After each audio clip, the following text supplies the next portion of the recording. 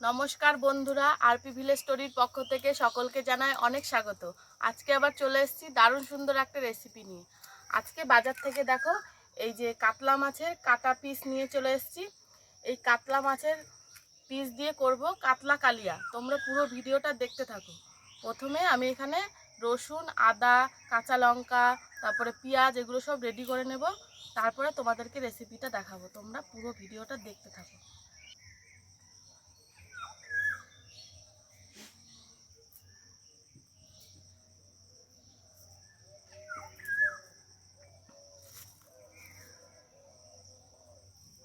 এবার খানিকটা পেঁয়াজও কেটে নেব।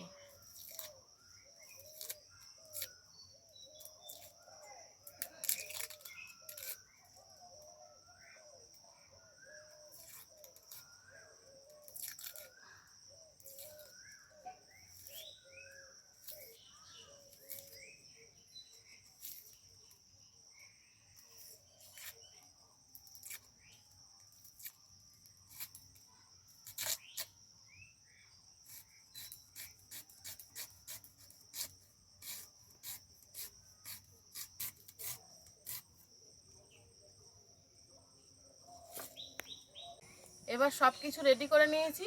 মাছগুলো এবার ভেজে নেব। মাছে আগে নুন হলুদটা মেখে নেব।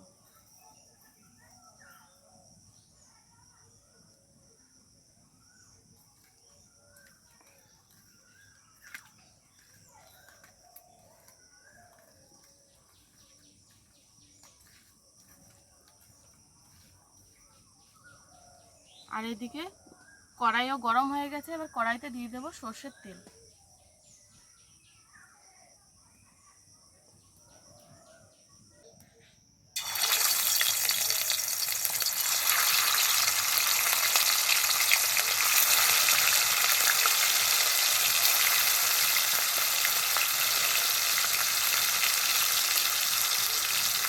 আর এইদিকে খানিকটা রসুন আমি বেটে নেব।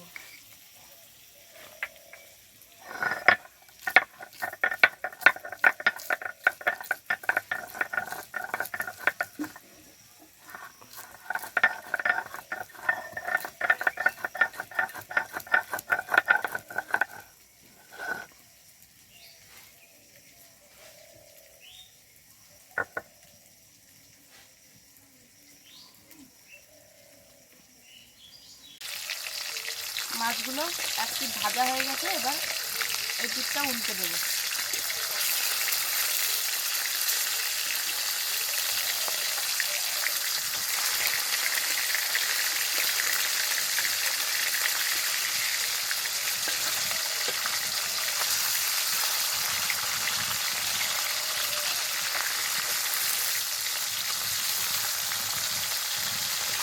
দেখো মাছগুলো খুব ভালোভাবে ভেজে নিয়েছি। এবার মাছগুলো তুলে নেব।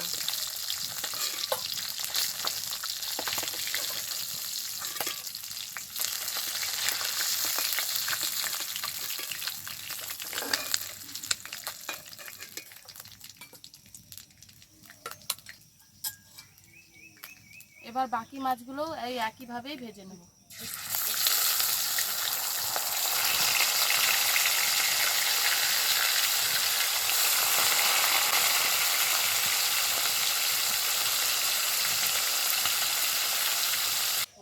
এবার ওই কড়াইতেই আরো একটু সর্ষের তেল দিয়ে দেব।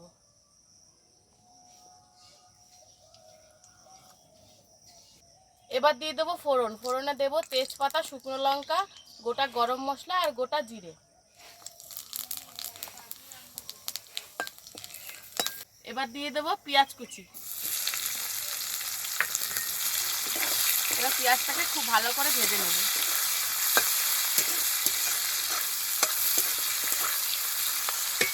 এই দেখো পেঁয়াজটা খুব ভালোভাবে ভেজে নিয়েছি। এবার দিয়ে দেবো বেটে রাখা রসুন।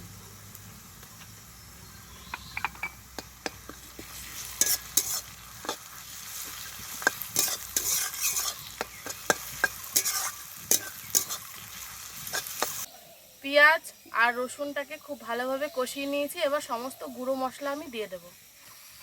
দিয়ে দিচ্ছি খানিকটা ধনে গুঁড়ো,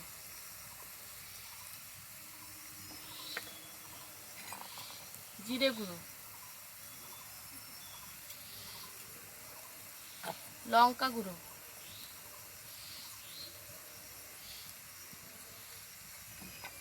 পরিমাণ মতো হলুদ গুঁড়ো,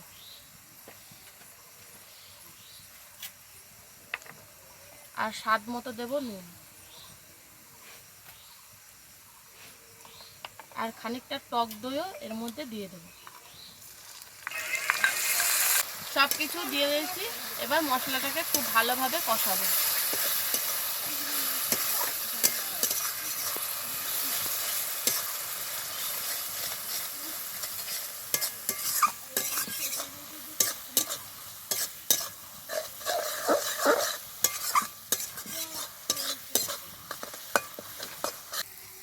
এরকম মশলা খুব ভালোভাবে কষিয়ে নিয়েছি। এবার দিয়ে দেবো পরিমাণ মতো জল।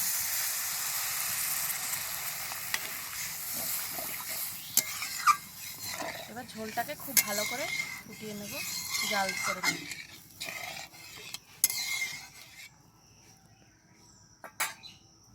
দেখো ঝোলটা খুব ভালোভাবে ফুটিয়ে নিয়েছি। এবার দিয়ে দেবো ভেজে রাখা মাছ।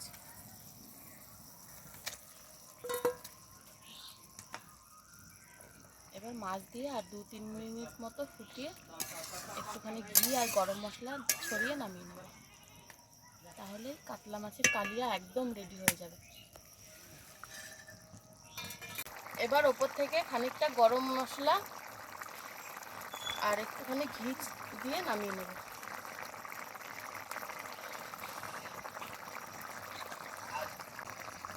এই দেখো কাতলা মাছের কালিয়া একদম রেডি। এবার ঢেলে দেবো।